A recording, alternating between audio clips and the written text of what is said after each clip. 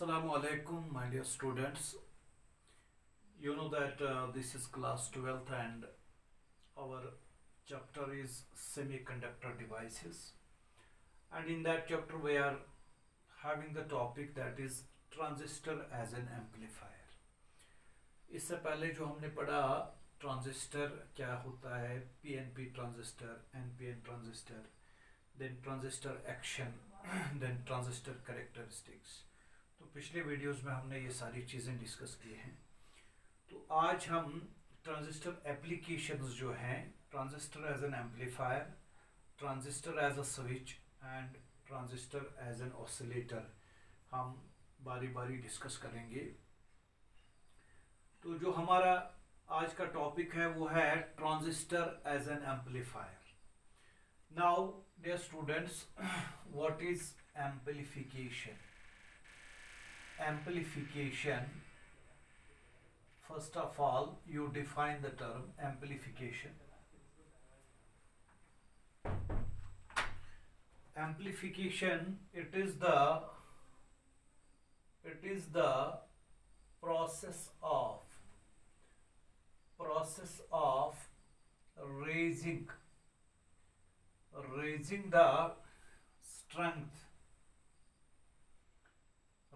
the strength, that means amplitude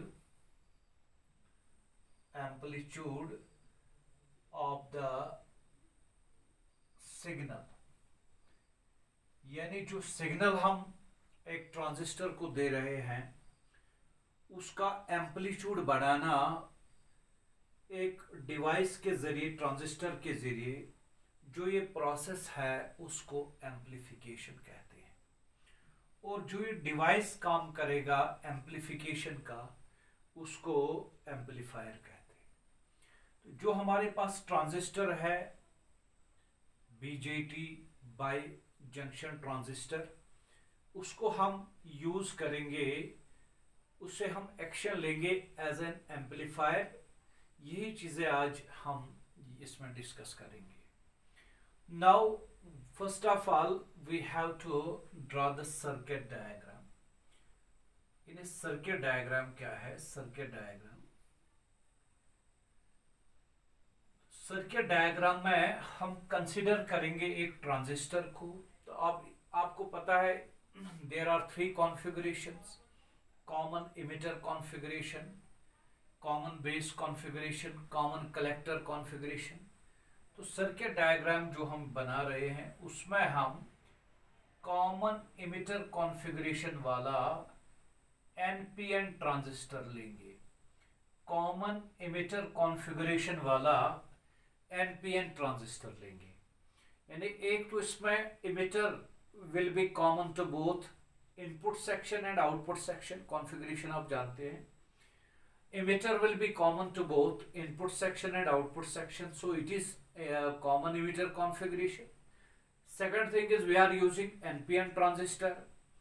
NPN transistor हम क्यों use कर रहे हैं ये बार बार मैंने बताया कि इसमें जो मेजॉरिटी कैरियर्स हैं वो है electrons, and electrons have high mobility as compared to the holes, so we use NPN transistor as compared to PNP transistor।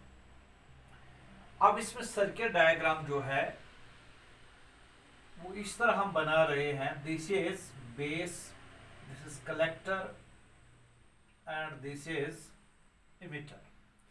जिस पे एरो लग रहा है वो इमिटर होता है। तो ये जो है ये इसका बेस है। तो यहां बेस से यहां एक हॉरिजॉन्टल रेजिस्टर हम लेते हैं, दैट इज आर बी, या इसको आर आई भी लिखते हैं, इनपुट रजिस्टर, और आर बी। इसके बाद जिस सिग्नल को हमें एम्पलीफाई करना है वो हम यहां दे रहे हैं। Here it is the input supply voltage. जो हम इनपुट सप्लाई वोल्टेज दे रहे हैं वो यहां है। से this is an PN transistor, NPN transistor. तो पी को हमने पॉजिटिव से कनेक्ट किया और N को हमने नेगेटिव से कनेक्ट किया and is earth connected here. यहां हम इनपुट सिग्नल दे रहे हैं, ठीक है। उसके बाद here this is called VBB, input supply voltage. As you know input supply voltage हम ऐसे दे रहे हैं कि जो इमिटर बेस जंक्शन है that is always forward biased, that is always forward biased. तो इस हिसाब से हमने बायसिंग किया है। तो यहां हम वर्टिकली एक रजिस्टर लगा रहे हैं like this. This vertical register is called RC, collector register. तो यहां हम बायसिंग कर रहे हैं आउटपुट सेक्शन में जो हम बैटरी दे रहे हैं दैट इज VCC, ठीक है। तो VCC हम इस तरह लगा रहे हैं कि जो ये कलेक्टर है it is always reverse biased, जैसा कि NPN है, यहां N is connected to the positive terminal. तो इसको हम जनरली ऐसे दिखा रहे हैं ऐसे। तो ये ट्रांजिस्टर है NPN ट्रांजिस्टर, इसका सर्किट डायग्राम है। इसमें एक चीज आपको याद रखना है कि जो यहां एरो बाहर साइड में है it means the direction of emitter current IE। तो इमिटर करंट यहां पहुंच के इसके दो हिस्से हो जाएंगे as far as Kirchhoff's current law is concerned. यहां जंक्शन पे एक इसका डिवाइड हो जाएगा दैट इज IB यहां फ्लो होगा, हियर इट इज IB। और जो दूसरा पार्ट है that is here IC, collector current, ऐसे। तो ये कंप्लीट सर्किट बन गया, ठीक है। तो इसके अलावा यहां हम कुछ बुक्स में देखते हैं कि यहां कैपेसिटर लगा हुआ है, क्योंकि कैपेसिटर जो है वो DC को ब्लॉक कर रहा है, यानी उसमें जो ये सप्लाई है उसमें पास ऑन ना हो जाए, यानी कि जो यहाँ कैपेसिटर हम लगा रहे हैं ये जो बैटरी है it is to be applied on the base junction, base emitter, so it should not pass through any other path, इसलिए हम यहाँ ब्लॉक कर रहे हैं ऐसे कैपेसिटर को। तो वो हम यहाँ नहीं दिखा रहे।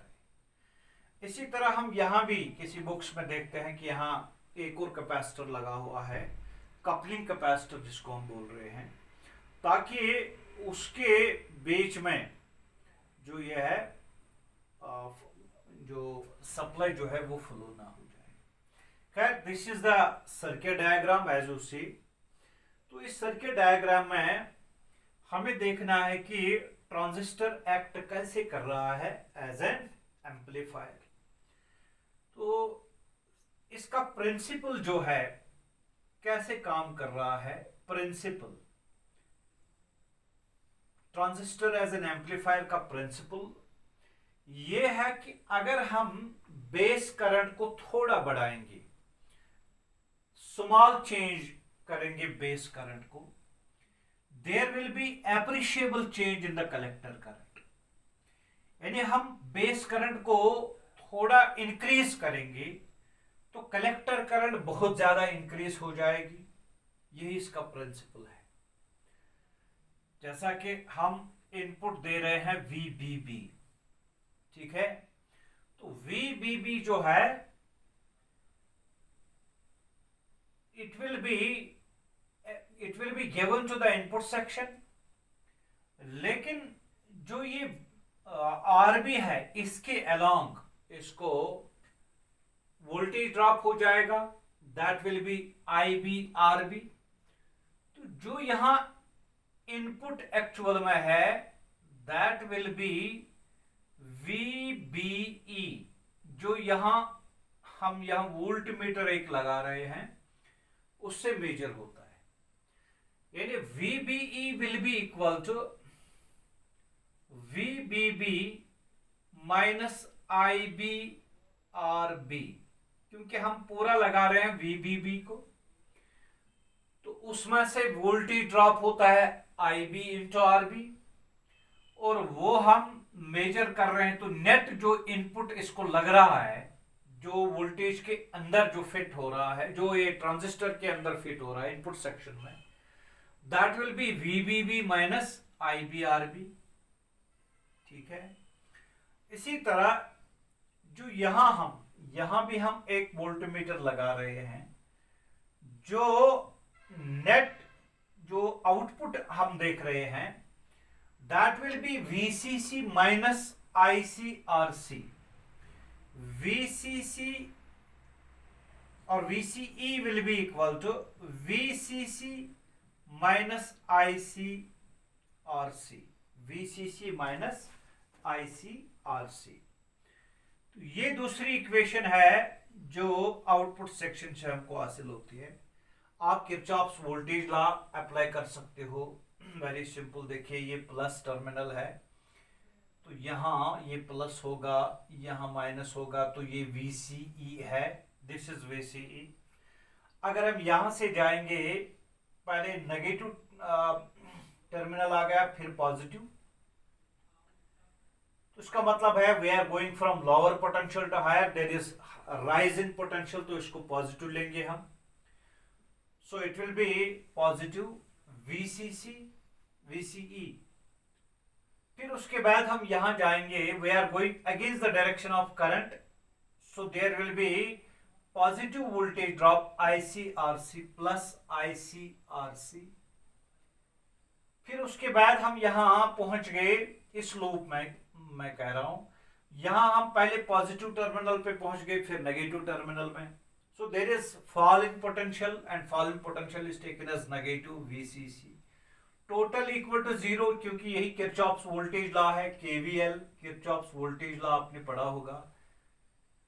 ठीक है, इस सेक्शन में हमने इसको यूज किया। तो यहां ये शिफ्ट कर दो, so we get VCE equal to ICRC। VCE equal to, ये पॉजिटिव बनेगा, VCC minus ICRC। Please keep this equation in the box, this is a very important equation. तो अगर हम VBB दे रहे हैं, फॉरवर्ड बायस अप्लाई कर रहे हैं, तो फॉरवर्ड बायस में अगर IB थोड़ा इंक्रीज हो जाए, तो IC will be increasing appreciably. क्यों? क्योंकि आपको याद होगा करंट गेन बीटा फैक्टर इसमें इन्वॉल्व है। Beta current gain, that means output current divided by input current. Output current क्या है? IC। इनपुट करंट क्या है? IB। ठीक है, तो what will be IC will be equal to beta times IB। Beta times IB। सो जो ये बीटा हम थोड़ा इंक्रीज, IB जो हम थोड़ा इंक्रीज कर रहे हैं, IC will be increase beta times. अभी बीटा जो है करंट गेन, इसका वैल्यू हम लेते हैं 50 से लेके 950 तक। बीटा का वैल्यू कुछ बुक्स लिखते हैं 990 तक भी इसको लेते हैं। तो चलिए 950 तक ही हमने लिया। तो beta, for example beta is 100। if IB increases very small value, but IC will be increased 100 times IB. So if IB increases, ऐसे arrow, IC increases very largely. So this is the principle of the amplifier, transistor as an amplifier. तो ये चीज हम देख रहे हैं,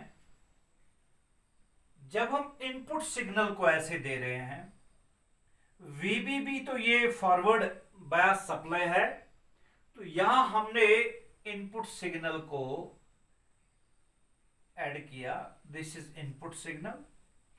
तो जब फॉरवर्ड बायस यहां हमने अप्लाई किया, तो फिर उसके बाद जब पॉजिटिव हाफ साइकिल इसमें फ्लो हो जाएगा, this positive half cycle will add up, it will support the forward bias that is given by this VBB. यानी फॉरवर्ड बायस, ये जो पॉजिटिव हाफ साइकिल है, पॉजिटिव हाफ साइकिल की वजह से जो ये बेस है it will become more positive because P is connected to positive terminal of the battery. It's at higher potential, so it will be at more higher potential. यानी इसका forward bias और बढ़ गया.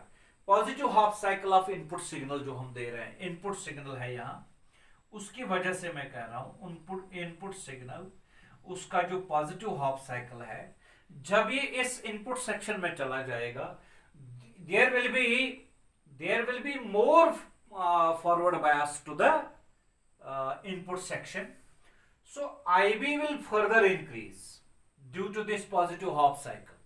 When IB will be increasing, accordingly IC will be increasing because it is beta times IB.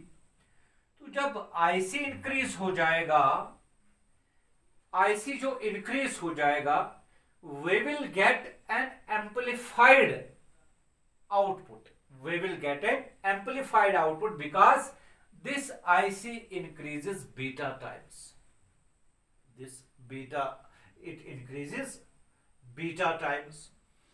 अब अगर हम graphically दिखाएंगे इसको, ग्राफिकली आपको, अगर ये इनपुट करंट है, अगर ये इनपुट है I इनपुट, तो यहां से हम जो आउटपुट हासिल करेंगे that will be like this, ऐसे input current, input sorry this is output current. देखिए एम्पलीफाइड आउटपुट करंट हमको मिल गया, तो ये एम्पलीफिकेशन प्रोसेस है.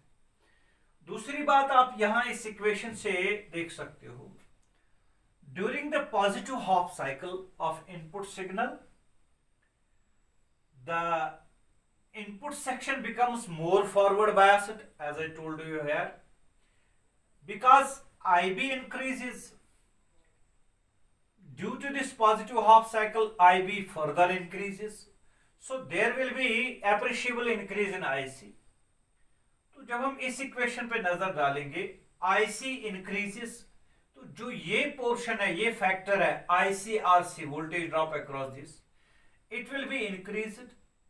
तो ये इंक्रीज हो जाएगा, तो यहां VCE डिक्रीज हो जाएगा, क्योंकि ये इसको VCC माइनस ICRC है, यानी VCE जो है ये डिक्रीज हो जाएगा, एप्रिशिएबल डिक्रीज, जिसका ये मतलब है कि it will be increasing in the negative half cycle. हमने पॉजिटिव हाफ साइकिल दिया, VCE will be, it will become more negative. तो यानी कि हम VCE जो है इसमें फेज रिवर्सल होगा. आउटपुट जब हम देखेंगे in terms of voltage, so we will get like this, the collector junction will become less positive because of this input signal. ये लेस पॉजिटिव बनेगा, जिसका ये मतलब है मोर नेगेटिव, यानी लगता तो ये डिक्रीज हो जाएगा VCE, लेकिन ये इंक्रीज होता है रेफरेंस लाइन से बिलो. तो ये ऐसे ग्राफ होगा, इसको ऐसे. तो जब नेगेटिव हाफ साइकिल हम इसको देंगे, ड्यूरिंग नेगेटिव हाफ साइकिल जो ये इनपुट सेक्शन है it is forward biased because of VBB. तो नेगेटिव हाफ साइकिल की वजह से ये लेस फॉरवर्ड बायस होगा, फॉरवर्ड बायस ही होगा बट लेस फॉरवर्ड बायस. जैसे कि फॉर एग्जांपल इसका जो इनपुट हमने दिया, से it is up two volt. समझो कि हमने यहां से 5 वोल्ट दिया, 5 वोल्ट में से ये 2 वोल्ट जो है ये सपोर्ट नहीं कर रहा है, अपोजिट, उसकी वजह से ये रिवर्स बायस हो सकता है, इसका पोटेंशियल डिक्रीज होता है, क्योंकि नेगेटिव हाफ साइकिल में पोलैरिटी चेंज हो जाएगी, P will be negative with respect to this emitter, but it is positive because of this battery. So we can say if we are applying 5 volt as VBB and this is 1 volt, क्योंकि maximum volt, अगर 1 volt या 2 volt का input signal हमने दिया, उसका मतलब है ये मैक्सिमम वैल्यू. तो अगर हमने 2 वोल्ट वाला इसको दिया, सो टोटल में इसमें 5 दिया, 2 वोल्ट से कम हो गया तो सेटल 3 वोल्ट यहां अप्लाई होता है, जिसकी वजह से फॉरवर्ड बायस है। लेकिन आईबी इसका डिक्रीज हो जाएगा, तो आईबी डिक्रीज होने का मतलब है आईसी भी डिक्रीज हो जाएगा। तो आईसी डिक्रीज होने का मतलब है कि we will get the signal in the positive half cycle like this। यानी नेगेटिव हाफ, जब हमने पॉजिटिव हाफ साइकिल दिया तब इसको सपोर्ट कर रहा था, it becomes this VCE becomes more negative, यानी it decreases in the phase reversal, it shows the phase reversal. जब IB डिक्रीज हो जाएगा नेगेटिव हाफ साइकिल की वजह से, आईसी भी डिक्रीज हो जाएगा, तो इस इक्वेशन से पता चलता है कि VCE इंक्रीज होता है। तो वही मैंने दिखाया, पॉजिटिव हाफ साइकिल में एम्पलीफाइड सिग्नल आपको मिलेगी and there will be, this is V output, there will be phase reversal यानी 180 डिग्री का पॉजिटिव हाफ साइकिल, यहां नेगेटिव हाफ साइकिल आपको मिलता है। So there will be phase reversal यानी 180 डिग्री फेज रिवर्सल होगा इसमें, कॉमन एमिटर कॉन्फ़िगरेशन में ही। बाकी जो कॉमन बेस, कॉमन कलेक्टर, उसमें फेज रिवर्सल नहीं होता है। बाकी जो उसकी वर्किंग है वो सेम है, but there will be no phase reversal in common base and common collector configuration, only in the common emitter configuration we are having the phase reversal. तो इस तरह हमने क्लियर कर दिया कि जो ट्रांजिस्टर है वो एज एन एम्पलीफायर कैसे काम करता है। तो लास्ट में मैं आपको ये चीज बताऊंगा कि जो मैंने इससे पहले भी बताया कि गेन जो है, करंट गेन, जो हमने करंट गेन यहां लिखा, current gain that is beta, it is equal to IC by IB, because current gain means output divided by input, current gain means output current divided by input current।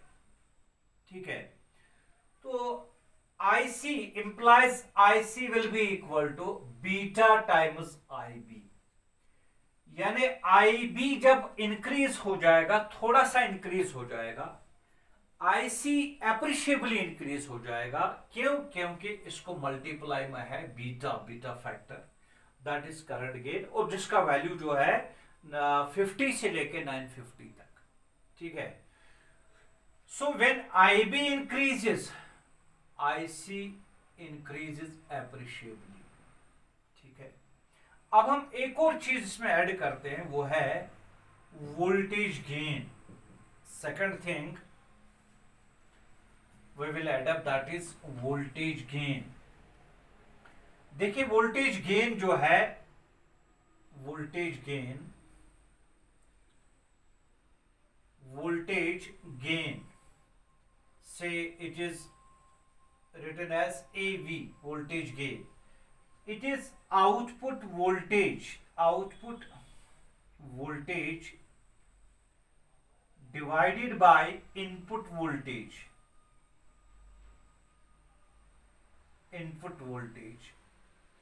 मतलब VO divided by VI, output voltage divided by input voltage।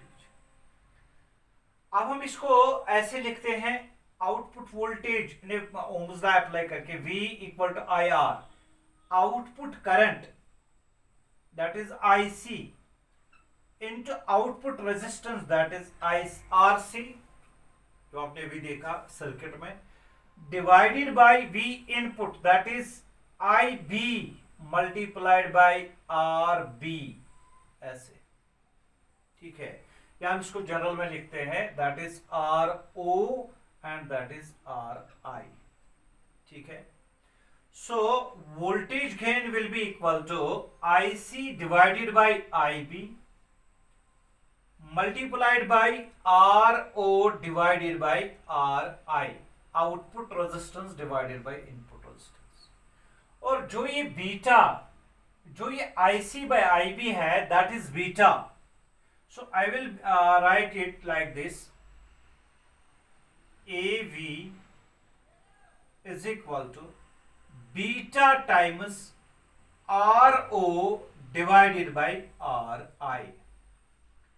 और जो ये R O by R I है इसको resistance ratio बोलते हैं, resistance ratio, because it is the ratio of output resistance divided by input resistance, and beta is the current gain, that is I C by I B. यानी voltage gain जो है it is the product of current gain into resistance ratio. अब आप इस resistance ratio पे नजर डालिए, आपको याद होगा जो इनपुट सेक्शन होता है वो हमेशा फॉरवर्ड बायस होता है, तो जिसकी वजह से इनपुट रेजिस्टेंस कम होती है, और जो आउटपुट सेक्शन होता है ट्रांजिस्टर का that is always forward biased, जिसकी वजह से आउटपुट रेजिस्टेंस हमेशा ज्यादा होती है। इसलिए जो ये R O by R I है इसका जो रेशियो होगा that will be greater than 1, क्योंकि आर ओ बड़ा है, ठीक है, ये बहुत ज्यादा है, ये बहुत कम है, इसलिए ये फैक्टर जो है ये बहुत ज्यादा है। और बीटा जो है ये भी बहुत ज्यादा है, 50 से 950 तक। That means voltage gain will be much greater then current gain, ठीक है, यानी वोल्टेज गेन इसका बहुत ज्यादा बढ़ गया, यानी वोल्टेज एम्पलीफिकेशन इसने बहुत ज्यादा किया। तो वोल्टेज गेन बढ़ने का मतलब है voltage is output voltage is much amplified, ठीक है। तो ये चीज आपको याद रखना है। एक और चीज जो आपको याद रखना है दैट इज पावर गेन। तो मैं यहां लिखूंगा third point is power gain, power gain, power gain, समझो पी लिखेंगे हम, पावर गेन, पी गेन ऐसे। It will be simply output power divided by input power, ठीक है। और आउटपुट पावर जो है that is V output into I output divided by V input multiplied by VI output, I input, V output into I output, that means power output, V input into I input, that is input power, or simply V output divided by V input, it will be I output multiplied by resistance output multiplied by I output, और जो ये I output है that is IC, यहां भी हम IC लिखेंगे, divided by V input जो है it will be I input that is IB into resistance input that is RI into I input that is IB। अब देखिए IC into IC स्क्वायर है और नीचे भी IB स्क्वायर है, so power gain will be equal to IC divided by IB whole square multiplied by RO divided by RI। अब ये जो IC by B it is again beta, so beta square into RO divided by RI, ठीक है। So power gain जो है, power gain will be equal to, power gain will be equal to, power gain it will be equal to beta square into resistance ratio RO by RI। तो इस equation से हमको ये clear होता है कि पावर गेन जो है it increases beta square times, जैसा कि वोल्टेज गेन हमने अभी लिखा था beta times RO divided by RI, और इससे पहले करंट गेन हमने लिखा था IC equal to beta times that is beta equal to IC divided by IB। उससे पता चला कि IC output current is beta times IB। So when there is small increase in IB there will be appreciable increase in IC and voltage gain will increase much greater than much higher value, and again power gain will be very large because it increases beta square times। तो ये इसकी खासियत है कि ये power amplification करता है, power amplification करता है। जैसा कि आपको याद होगा ट्रांसफार्मर भी ऐसा ही होता है। Transformer also increases voltage, step up transformer increases voltage, ठीक है, या स्टेप डाउन ट्रांसफार्मर वोल्टेज को डाउन कर रहा है, करंट को इंक्रीज कर रहा है, लेकिन उसमें पावर जो है वो कांस्टेंट रहता है। आउटपुट पावर और इनपुट पावर कांस्टेंट रहता है। जब हम प्राइमरी वाइंडिंग और सेकेंडरी वाइंडिंग में पावर लेते हैं, दैट इज हम लेते हैं primary EP into IP, it is equal to ES into IS. हम इसको EP means voltage, primary secondary current, primary current, secondary voltage into secondary current, ये आपने पढ़ा होगा ट्रांसफार्मर में। तो वो भी एम्प्लीफिकेशन करता है, लेकिन वो करंट को एम्प्लीफाई करता है, पावर को एम्प्लीफाई नहीं करता है। जो ट्रांजिस्टर है that amplifies power and that is power gain is much larger. तो यही वजह है कि कॉमन इमिटर कॉन्फ़िगरेशन हम यही इसीलिए यूज कर रहे हैं कि इसमें पावर गेन बाकी कॉन्फ़िगरेशन से ज्यादा है। तो इस तरह हमको क्लियर हो गया कि ट्रांजिस्टर जो है it acts as an amplifier, ये इनपुट सिग्नल को एम्पलीफाई कर रहा है, ठीक है। तो ये चीज आपको याद रखना।